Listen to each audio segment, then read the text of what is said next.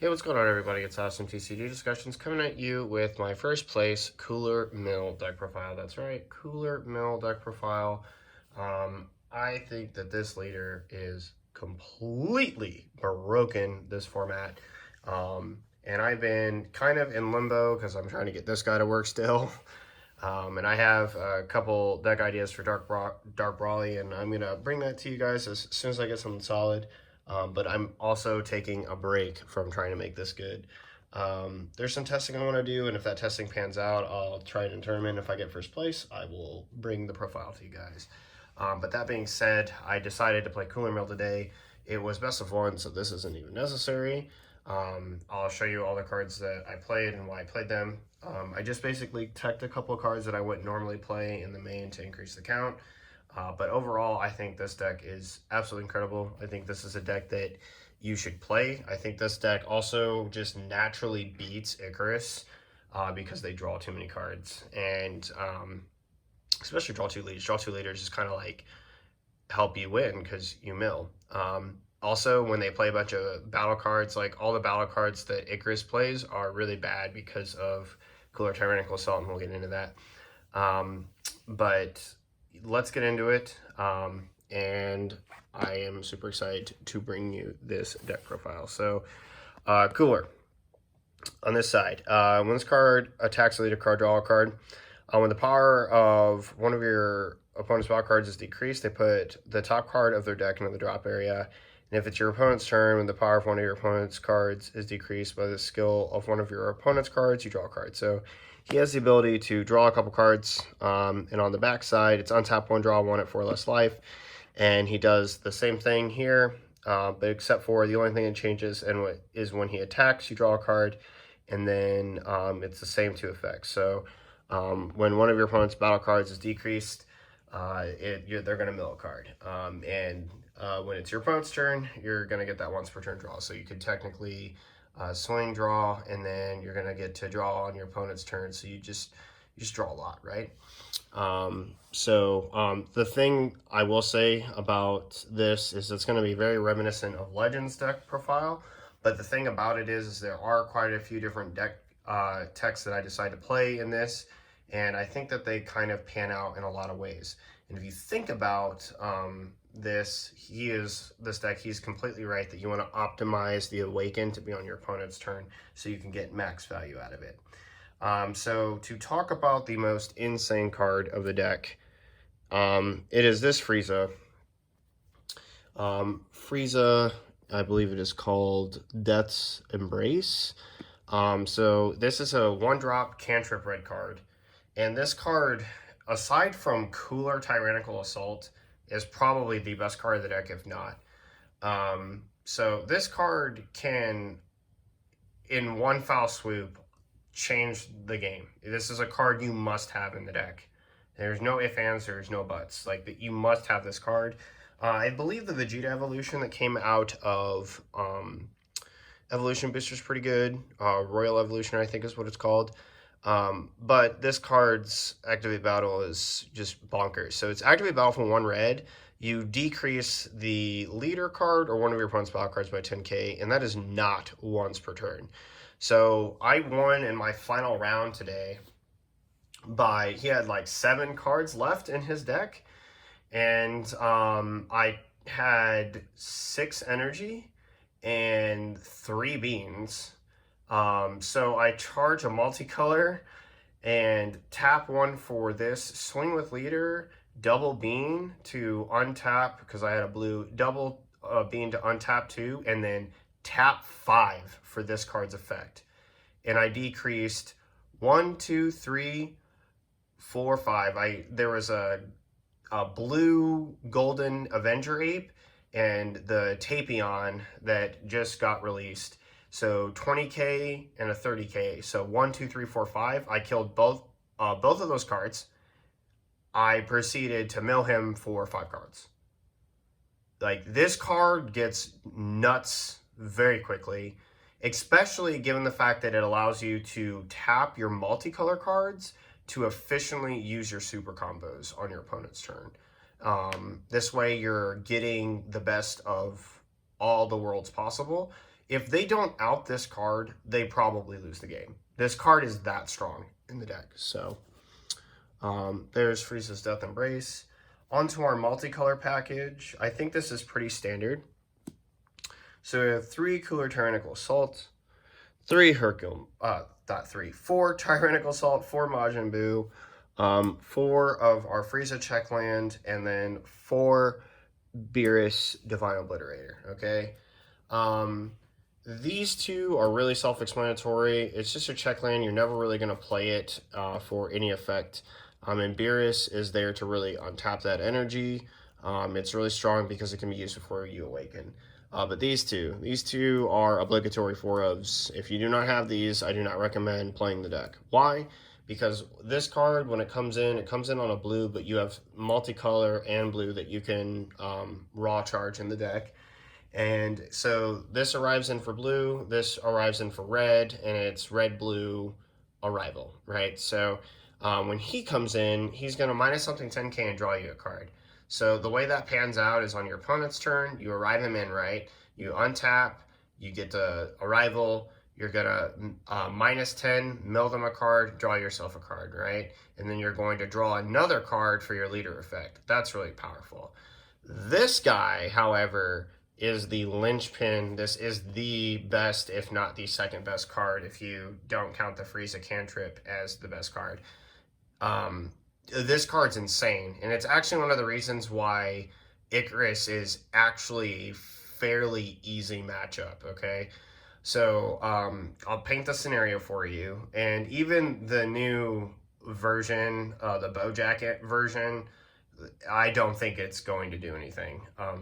Number one, the Frieza cantrip, and I guess I'll kind of talk about this a little bit. So like the Frieza cantrip already makes the whole like Icarus Gohan thing really bad. Reason being, it will never be on the board for them to use during your turn. So that means that they can't resurrect it from the grave, the drop area, I should say, because this isn't Yu-Gi-Oh! The drop area to combo on your turn, because this one drop will just kill it. If that doesn't, one of these 2 will. Secondly, the other thing that's like really dumb in the matchup is the only way the leader gets any extra cards is by putting that card on the board, which is bad for 2 reasons, okay? So you're either going to draw a card, one, you're drawing a card, which is what I want you to do. Your 20 cards don't matter, okay? And the reason they don't matter is because on your turn, the limited number of battle cards you can play to get at me just gets completely stifled by this. Secondly, that's not including my negates. Secondly, if you think about it, bringing the card back is horrible because it's either going to be used to draw a card or it's going to die and mill you a card. So either way, that card's either going to go to your hand or something else. The question is why are you trying to draw 2 cards against a mill deck every turn, right? And the most pivotal part about Cooler, especially in that matchup, is that he ignores barrier. So there's ways for you to get this back in your hand, either off this or the next card that I'm going to talk about, which is the combo attack coolers. I'm just slide these up real quick. When we play 3 of this guy, and the thing is it gets really bad because their Bojacks and Slugs die right away. They like auto die right away between these 2 cards. If you have 2 of these in hand, you can kill a Bojack and a Slug. The new Goku Black that everyone was playing, thank God I wasn't at Gen Con, because I would have just completely destroyed that engine with this. And I know I would have, because if you think about it, the Bojack engine and Zamasu, for the record, Zamasu just dies of this card right away. The 2-drop guy, right? The reason why like the whole deck is bad is because it survives based on its barrier and its untapped Bojack, and you just get to kill the Bojack because of this card. Because of these 2, it doesn't matter, and that means that their tap out turns, or like the turns where they tap out, it just doesn't do anything. The more cards they put on board, the worse it gets. because honestly, all the cards that you play, the deck is so highly defensive with the cards that it can play. If they don't have barrier, they die, and if they have barrier, they die. So, and you're just gonna mill. The way this works with the leader is you're gonna minus 2 cards 10k, and they're gonna mill 1 for this guy, and then mill 2 cards for the leader effect, and then you're gonna draw a card. So they're going to lose battle cards, and then this card, you know, they're going to lose 3 cards off the top of their deck. So it just gets really, really absurd. Combo Attack Cooler, what he does, activate battle for a blue, comes in, bounces this back to your hand, and then auto once per turn when this card attacks, you can combo with a red-blue from the drop. You can arrive something in if you need to. So that effect kind of comes up. But it's mainly to recycle this. I'll tell you about a really insane play that I did. So I was playing against my friend Jay, and he was playing Sin Shenron. Sorry, Jay, I'm about to kind of throw you under the bus. But he had 2 9-drop Sin Shenron cards out, and I had a turn where I arrived cooler, combo attacked it, arrived cooler, combo attacked it, beamed, arrived cooler, and minused 2 9-drops 3 times with this card. So what happens is it's minus, minus, mill, mill, mill, so there's 3. Mill, mill, mill, there's 3 more. Mill, mill, mill, there's 3 more. And then they both die, and they have a mandatory effect to draw 2 cards. So he lost 13 cards out of his deck off that one play, which is just bonkers. Like, the other thing is that this deck is absolutely annoying against tokens. It's absolutely annoying against decks that want to spam, which is why that new Goku Black out of the anniversary boxes is completely terrible against this deck. This card solo just basically says, oh, thank you, you're about to mill 6 cards, right? Because 2 of these kill all the blockers. And the Goku Black's just going to get eaten alive by this card.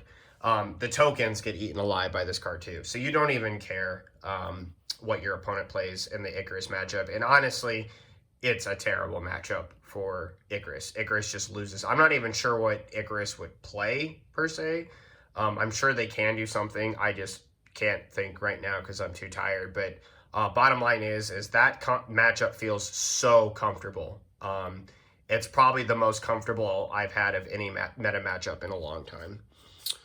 And it kind of makes sense that it would be too, just because of what this deck inherently does. And if you play the deck, you'll just immediately understand how punishing you are to them. Next, we play 4 Jiren, Power of Legend, and we back this bad boy up with the obligatory 4 of Yamcha's Merciless Barrage. I do have better Merciless Barrage to play, but I just decided to slum it today with my my homeboy here.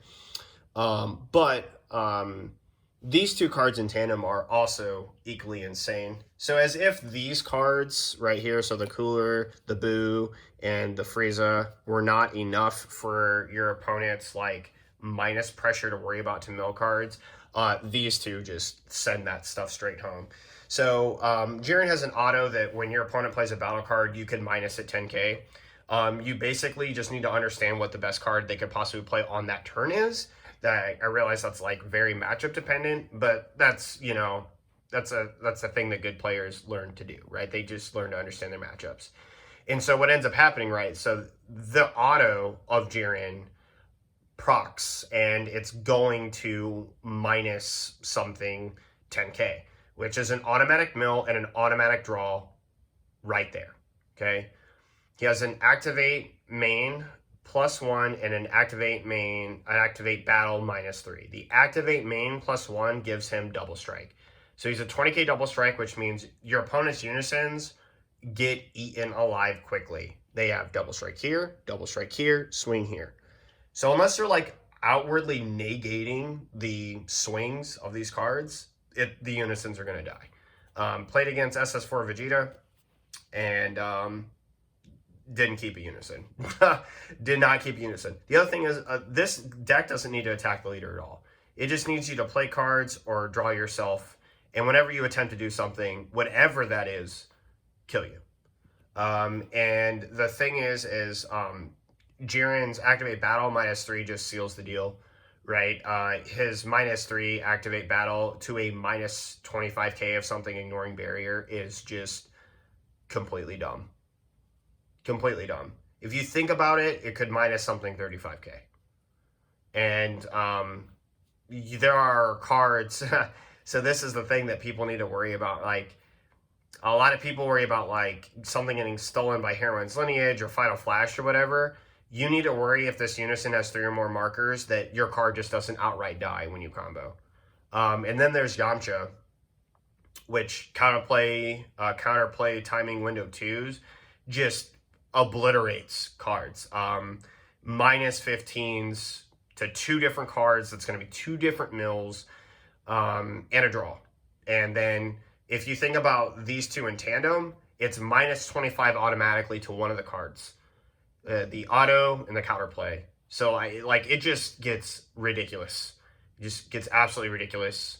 Yeah, there's not much more to say. And then if you think about that in tandem with everything else, right? Like, I free play a Yamcha and then bring in a cooler. Something 25k or less is just dead. 2 cards 25k or less are just dead. Next, for the text that we played today, in case we played blue, this did come up. I took a God Sealing and threw that stuff straight in the drop area. Is Brawly Crown of Retribution. Especially, again, another reason why if you play against Icarus, it's just absolutely bad for them. This card will seal the deal. Just seals the deal, right? You just win off this card. You get to look at your opponent's hand, take a card, and pitch it straight in the drop area. As that's a nice super combo you got there. Too bad if it just goes to the drop area. Thanks for Aegusing or untapping energy or whatever. Brawly Crown is Brawly Crown. Next, this is the first part of the video where I'm going to disagree with Legends. We're going to get into our defensive package. 2 Oceanus and 2 Topo. So, I decided to go with a 2-2 split for 2 reasons. One, I only own 2 Oceanus, and I didn't want to fully dedicate the space when Topo might actually be better. And that's kind of like a good justification, but I think that after playing it in tournament, the justification, and I was also going off of what Legend said a little bit, there are people who will attack through this card and just kill you, and that's like not a thing anymore. I just don't believe that for a second. I don't believe that there's a conceivable universe where if this is dropped past turn 4 that your opponent's attacking at all. I think they auto lose on the spot for trying, and you should have too many cards in hand to do anything about it. To not be able to do something about the swings. The only thing that this deck would struggle against is hand control, which you easily make up for by playing Deborah's and other cards that you could side if you wished.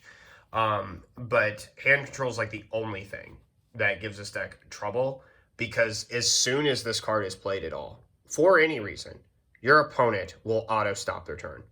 They just will.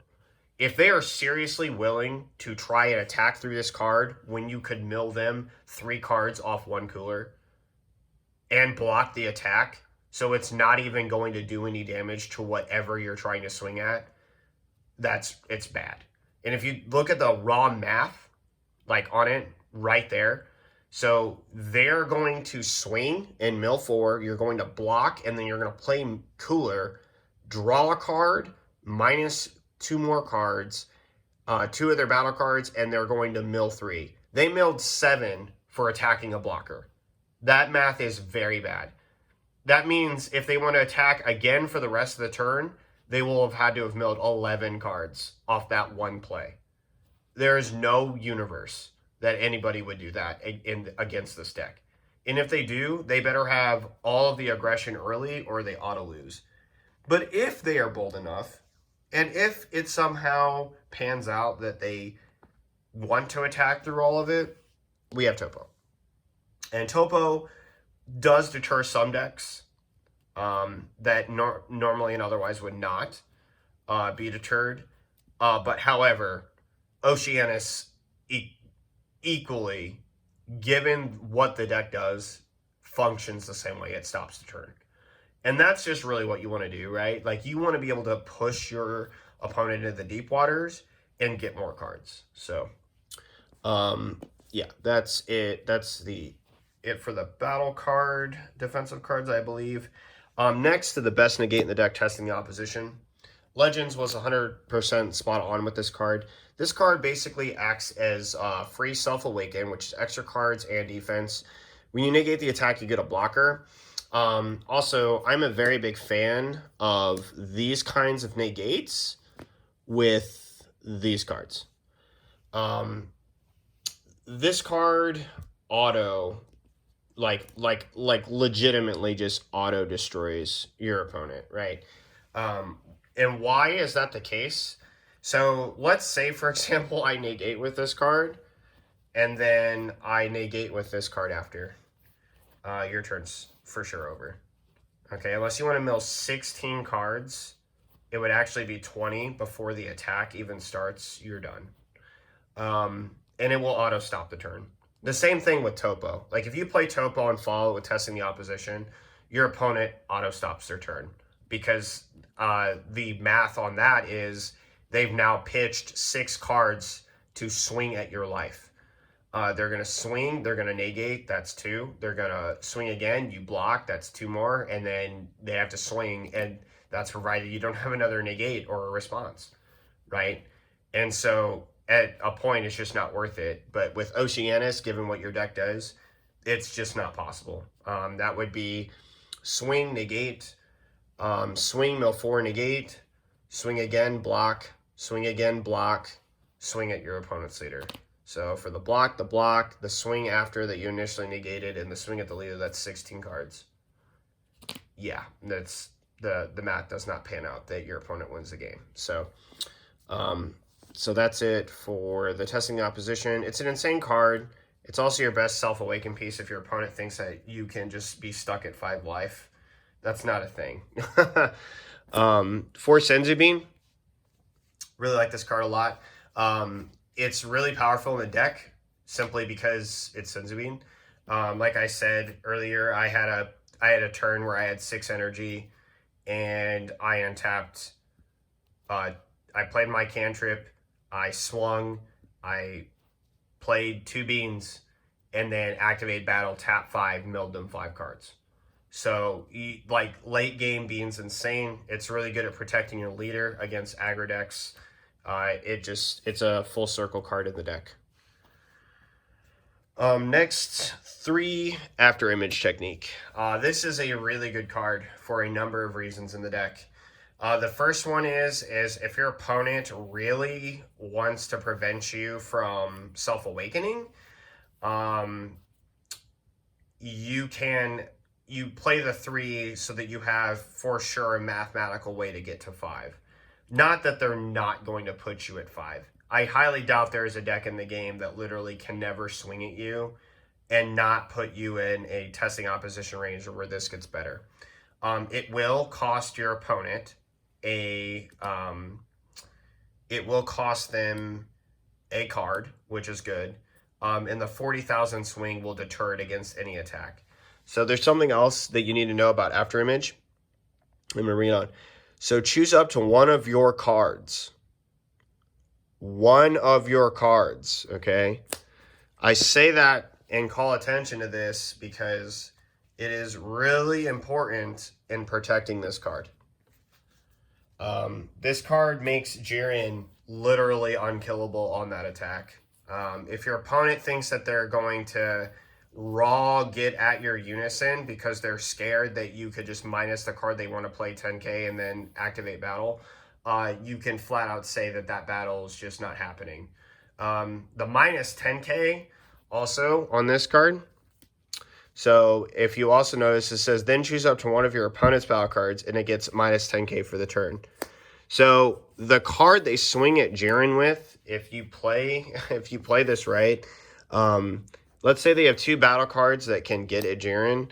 Jiren for the battle is going to go up to 60k, and then you can choose the other card that would swing at this and make it really bad to swing at Jiren. So if they have a 20k card, a card that naturally gets at him, it's going to cost them a super combo or 3 cards to even deal damage to the Jiren. Sorry, or 2 cards. I misspoke there. So it's going to cost them either 2 cards or a super combo to get there. And that's just really, really powerful. And that's also provided that you don't have any other negates. And then this is very obvious on why this would be good against having it for cooler. If your opponent thinks that they can just Bean and Final Flash and do whatever they want their way up the chain, you can quite promptly throw this card down, and that immediately calls that into question. Even on a leader or on a unison, your leader starting out at 55k in a deck that has a way to tap out from being untapped from being completely tapped out, and then beaning your way all the way up, and then minusing a whole bunch of cards, and then tapping that energy to play other cards and draw more cards and all this other stuff, it just immediately starts to fall down the tubes. So, yeah. That's it for After Image. I'm going to put the good old Jiren boy there. And then we play 2 1-ofs, 1 difference of status. This is, again, one of those, like After Image, it's one of those, like, counter cards that just gets kind of bonkers. Sometimes your Jiren, like, oh, snap. Sometimes your Jiren gets really hefty in his markers, and you really just don't care that like this card, like using this card's effect. So what happens is it's a counterattack Spirit Boost X. The counterattack is going to minus 5k whatever is attacking. Then you may choose it or another card, and Spirit Boost X, for every marker you take off your unison, you can then minus whatever that card is, 5k. So if it's another battle card, this also functions a little bit like After Image, right? You swing at the whatever it's going to be, and then you minus it, minus another card potentially that would either swing at your leader or your unison, and tell it to go jump in the lake. Depending on how many markers you remove, the card could just outright die. And then to make it worse, if you take 3 markers, your opponent immediately has to be aware if they're not swinging at Jiren. Like, let's say that they think they can push your leader, and then you, like, use this, minus something 5, and then you take Spirit Boost to minus the card or another card that's going to deal lethal if that attack goes through, to, swing and hit your leader and do whatever, and they try to combo up or whatever. Well, the Jiren Activate Battle could just immediately kill the other card. Because the -3 on this, guys, look how bonkers this is. You got a -3, minus 25k ignoring barrier. It's just ridiculous. So just think about this. Like, if Jiren had 6 markers and you difference of strength, the card attacking, and you take 3 markers away with it, that means that the card lost 20k power. That means this thing could kill any SCR in the game at that point, which is broken. It's just completely broken. And then the last card that we played, the SCR of choice we played, was Heroins Lineage. This card actually might be as good as Kai in this deck. Kai is probably going to be better. I haven't tested with Kai because I don't currently have a Kai, but I'm going to get one soon. But the thing is that this card just might be better to play over Kai. Why? Because it is a 1 energy card that your opponent will frustratingly probably run into. As if they didn't have to worry enough about the battle cards they're playing getting minus enough. If that wasn't bad enough to worry about, then there's this card. It has to have barrier, and barrier cards are really bad against this deck. So it just doesn't matter. It's like a lose-lose situation. And for 1 energy, this is a really, really strong card.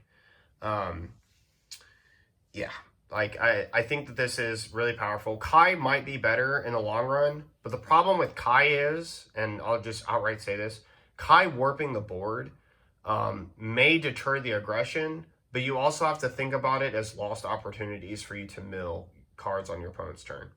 So that's like another way of kind of viewing it. So that pretty much wraps it up for my Cooler Mill deck profile.